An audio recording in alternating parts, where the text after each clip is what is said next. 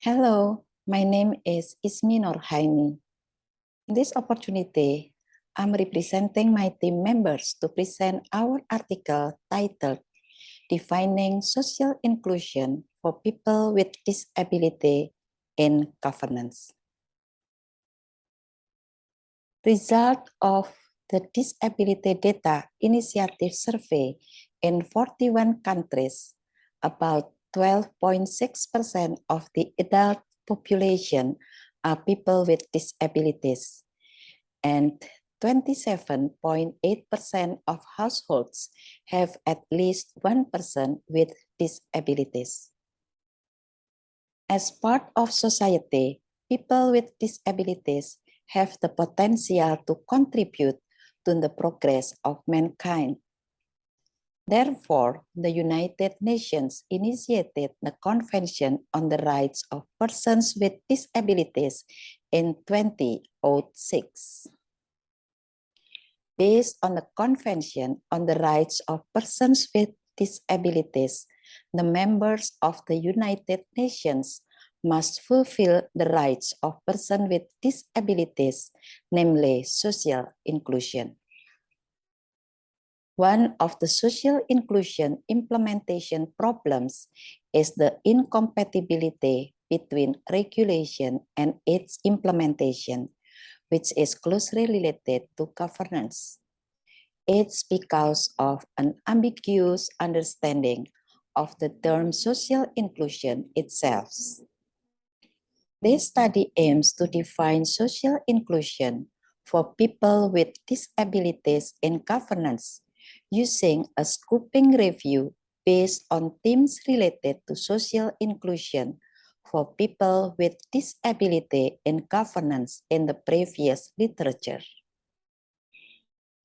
This study uses scoping review framework for mapping out themes related to social inclusion for disabilities in governance.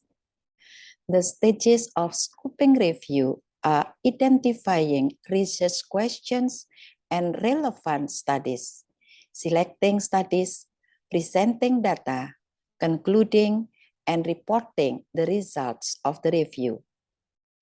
To report the identification stage to study selection, the authors follow the PRISMA extension for scoping reviews checklist procedure. To conclude and report the result of the review, the author uses the help of QDA Minor 4 Lite application to code and produce a categorization of key themes on social inclusion for people with disabilities. There are 4 stages to analyze the data, namely search strategy, study selection, data extraction, and data synthesis. In search strategy stage, initially the articles were obtained from the Scopus database in June 2022 by using certain keywords. In study selection stage, there are 4 procedures to be taken, namely identification, screening, eligibility, and included. In data extraction stage, full text articles were extracted. At least in data synthesis stage, we synthesize the data using thematic analysis to make up the social inclusion for people with disability definition upon categorization. Before presenting the definition of social inclusion in governance, I would like to describe the profile of the article uses. Based on the chart, the number of articles discussing social inclusion for people with disability showed significant increases since 2013 until 2021, and the most number was in 2021. The articles are mostly related to medicine, social science, environmental science, and health professions. There are 4 parties that are responsible for conducting social inclusion, namely government, non-governmental organizations, society, and people with disabilities itself. Moreover, there are 4 types of disability, namely physical, intellectual, sensory, and mental disability. In terms of barrier, there are 4 barriers encountered, namely economic, structural, cultural, and personal barriers.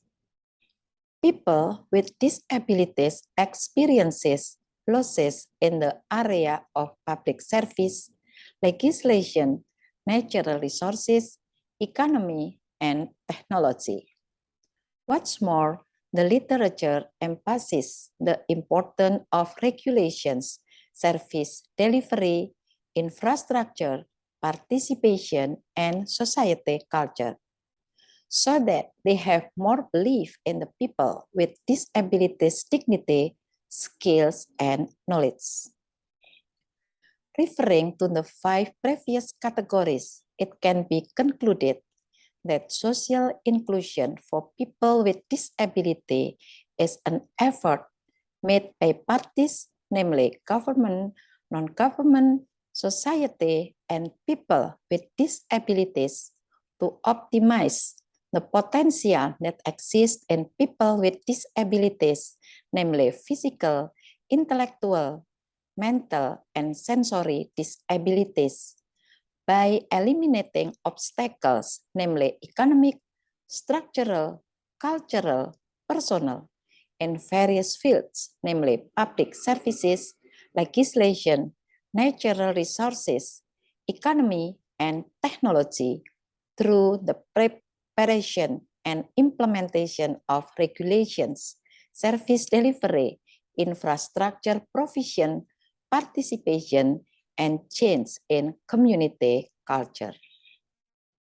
Accordingly, it is necessary to have a common understanding of the definition of social inclusion for people with disability, to harmonize social inclusion efforts carried out by the government and related stakeholders.